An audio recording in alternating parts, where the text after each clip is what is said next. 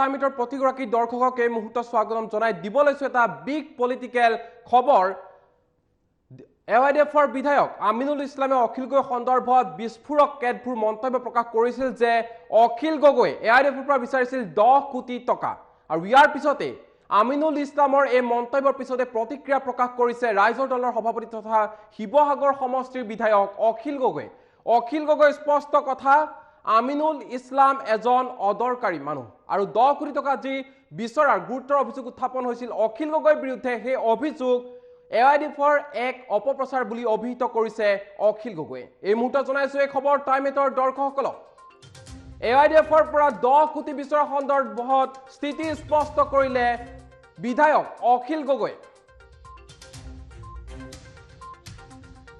এই মুহূৰ্তৰ big breaking news Aminul Islam এজন অদৰকাৰী এজন সাম্প্ৰদায়িক মানুহ এই মন্তব্য বিধায়ক অখিল গগৈ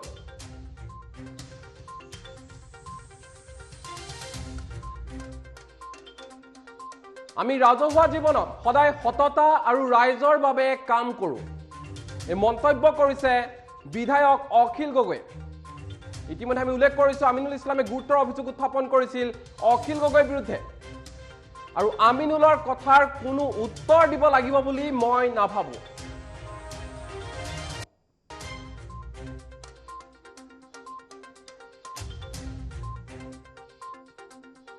আমিনুল ইছলামক প্ৰবঞ্চক বুলি মন্তব্য অখিল গগৈ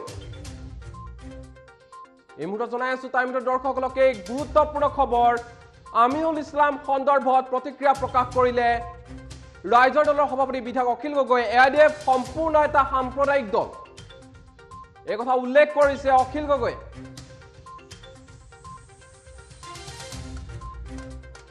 আৰু এআইডিএফ মহাজোঁটত থকালৈকে কেতিয়াও ৰাইজৰ দল মহাজোঁটত সামিল নহয় এই কথা স্পষ্টভাৱে মন্তব্য প্ৰকাশ কৰিছে অখিল গগৈ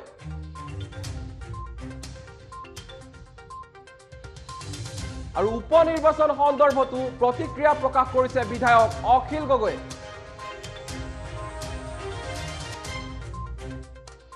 এই মুহূৰ্তত জনাইছো টাইমিটৰ দৰ্শকসকলক বিগ ব্ৰেকিং নিউজ আমিনুল ইছলামৰ যি প্ৰতিক্ৰিয়া তাৰ সন্দৰ্ভত স্থিতি স্পষ্ট কৰিলে অখিল গগৈ উপনিৰ্বাচন উজনি অসমত কংগ্ৰেছে অকলশৰীয়াকৈ নিৰ্বাচন খেলিলে বিজেপিক উপহাৰ দিয়া হ'ব বুলি মন্তব্য প্ৰকাশ কৰিছে অখিল গগৈ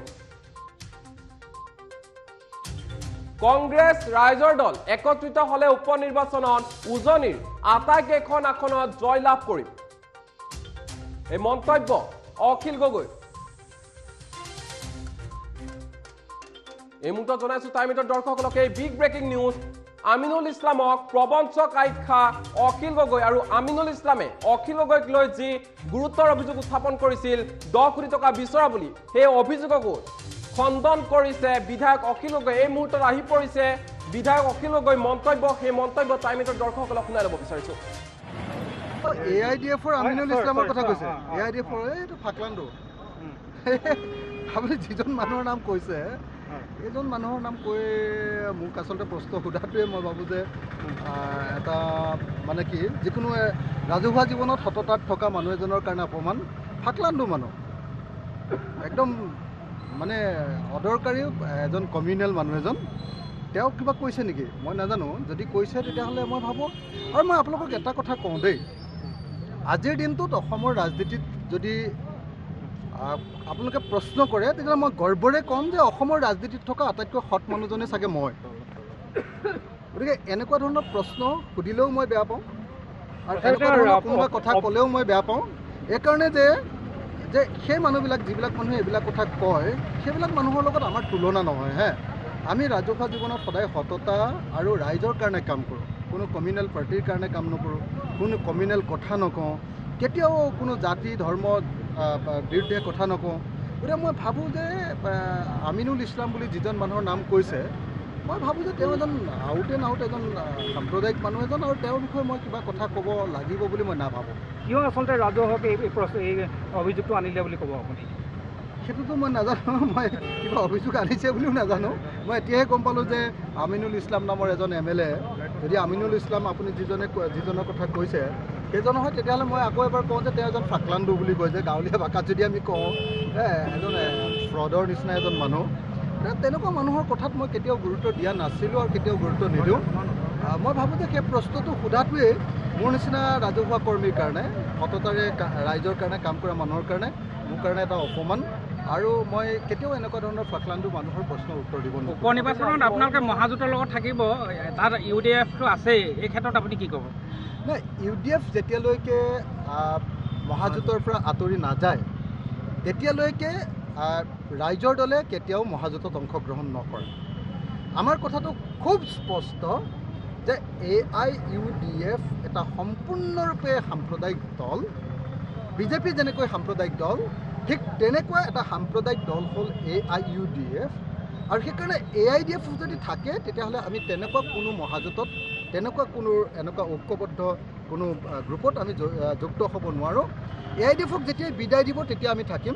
কিন্তু উপ নিৰ্বাচনৰ ক্ষেত্ৰত যদি কংগ্ৰেছে AIUDFক বিদায়ো নিদিয়ে, তথাপি কংগ্ৰেছে যদি 1-to-1 আমাৰ লগত কথা পাতিব খোজে, যে কংগ্ৰেছ দল আৰু আমাৰ মাজত বুজাবুজি হ'ব পাৰে, কংগ্ৰেছ দল আৰু আমাৰ মাজত কথা পাতিব খোজে, তেতিয়াহ'লে সমষ্টিভিত্তিক আৰু নিৰ্দিষ্ট ইলেকশ্যন ভিত্তিক আমাৰ মাজত বুজা পৰা হ'ব পাৰে।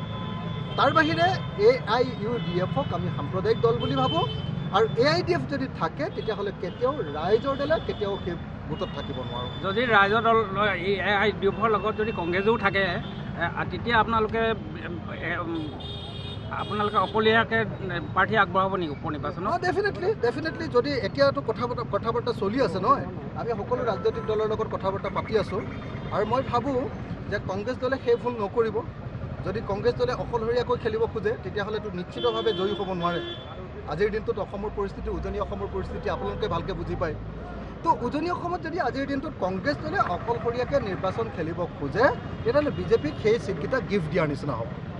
গতিকে আমি সকলোৱে লগ লাগি বিৰোধী শক্তিসমূহ ঐক্যবদ্ধ হৈ ইলেকশ্যন খেলিব লাগিব। আপোনালোকে সকলোৱে জানে এই মুহূৰ্তত আমি যদি কংগ্ৰেছ আৰু ৰাইজৰ দল একলগ হওঁ, কংগ্ৰেছ আৰু ৰাইজৰ দল যদি ঐক্যবদ্ধ হওঁ আৰু তাৰ লগত যদি বামপন্থী দলবিলাকো আৰু সৰু সৰু যিবিলাক আঞ্চলিক দল আছে তেওঁলোকেও যদি আমাক ছাপৰ্ট দিয়ে, তেতিয়াহ'লে নিশ্চিতভাৱে উজনি অসমৰ আটাইকেইটা উপ নিৰ্বাচনৰ আটাইকেইটা ছিট আমি জিকিম। এইটো আপোনালোকে নিশ্চিত হৈ থাকক। কোনেও এইটো ক্ষেত্ৰত আমাক ৰখাব নোৱাৰে। আমি ইলেকশ্যনত জিকাটো খাটাম। AIUDFৰ আমিনুল ইছলামৰ কথা কৈছে। AIUDFৰ এইটো ফাকলাণ্ডু। আপুনি যিজন মানুহৰ নাম কৈছে, এইজন মানুহৰ নাম কৈ মোক আচলতে প্ৰশ্ন সোধাটোৱে মই ভাবোঁ যে এটা মানে কি, যিকোনো ৰাজহুৱা জীৱনত সততাত থকা মানুহ এজনৰ কাৰণে অপমান। ফাকলাণ্ডু মানুহ, একদম মানে অদৰকাৰী এজন কমিউনেল মানুহ এজন। তেওঁ কিবা কৈছে নেকি মই নাজানো। যদি কৈছে তেতিয়াহ'লে মই ভাবোঁ, আৰু মই আপোনালোকক এটা কথা কওঁ দেই, আজিৰ দিনটোত অসমৰ ৰাজনীতিত যদি আপোনালোকে প্ৰশ্ন কৰে তেতিয়াহ'লে মই গৰ্বৰে ক'ম যে অসমৰ ৰাজনীতিত থকা আটাইতকৈ সৎ মানুহজনে চাগে মই। গতিকে এনেকুৱা ধৰণৰ প্ৰশ্ন সুধিলেও মই বেয়া পাওঁ, আৰু এনেকুৱা ধৰণৰ কোনোবা কথা ক'লেও মই বেয়া পাওঁ। এইকাৰণে যে সেই মানুহবিলাক, যিবিলাক মানুহে এইবিলাক কথা কয়, সেইবিলাক মানুহৰ লগত আমাৰ তুলনা নহয়। আমি ৰাজহুৱা জীৱনত সদায় সততা আৰু ৰাইজৰ কাৰণে কাম কৰোঁ। কোনো কমিউনেল পাৰ্টিৰ কাৰণে কাম নকৰোঁ, কোনো কমিউনেল কথা নকওঁ, কেতিয়াও কোনো জাতি ধৰ্ম বিৰুদ্ধে কথা নকওঁ। গতিকে মই ভাবোঁ যে আমিনুল ইছলাম বুলি যিজন মানুহৰ নাম কৈছে, মই ভাবোঁ যে তেওঁ এজন আউট এজন সাম্প্ৰদায়িক মানুহ এজন, আৰু তেওঁৰ বিষয়ে মই কিবা কথা ক'ব লাগিব বুলি মই নাভাবোঁ। কিয় আচলতে ৰাজহুৱাকে এই অভিযোগটো আনিলে বুলি ক'ব আপুনি? সেইটোতো মই নাজানো। মই কিবা অভিযোগ আনিছে বুলিও নাজানো। মই এতিয়াহে গম পালোঁ যে আমিনুল ইছলাম নামৰ এজন MLA। যদি আমিনুল ইছলাম আপুনি যিজনৰ কথা কৈছে সেইজন হয়, তেতিয়াহ'লে মই আকৌ এবাৰ কওঁ যে তেওঁ এজন ফাকলাণ্ডু বুলি কয় যে গাঁৱলীয়া ভাষাত যদি আমি কওঁ, এজন ফ্ৰডৰ নিচিনা এজন মানুহ। তেনেকুৱা মানুহৰ কথাত মই কেতিয়াও গুৰুত্ব দিয়া নাছিলোঁ আৰু কেতিয়াও গুৰুত্ব নিদিওঁ। মই ভাবোঁ যে সেই প্ৰশ্নটো সোধাটোৱেই মোৰ নিচিনা ৰাজহুৱা কৰ্মীৰ কাৰণে, সততাৰে ৰাইজৰ কাৰণে কাম কৰা মানুহৰ কাৰণে মোৰ কাৰণে এটা অপমান। আৰু মই কেতিয়াও এনেকুৱা ধৰণৰ ফাকলাণ্ডু মানুহৰ প্ৰশ্নৰ উত্তৰ দিব নোৱাৰোঁ। উপ নিৰ্বাচনত আপোনালোকে মহাজোঁটৰ লগত থাকিব, তাত UDF-টো আছেই, এই ক্ষেত্ৰত আপুনি কি ক'ব?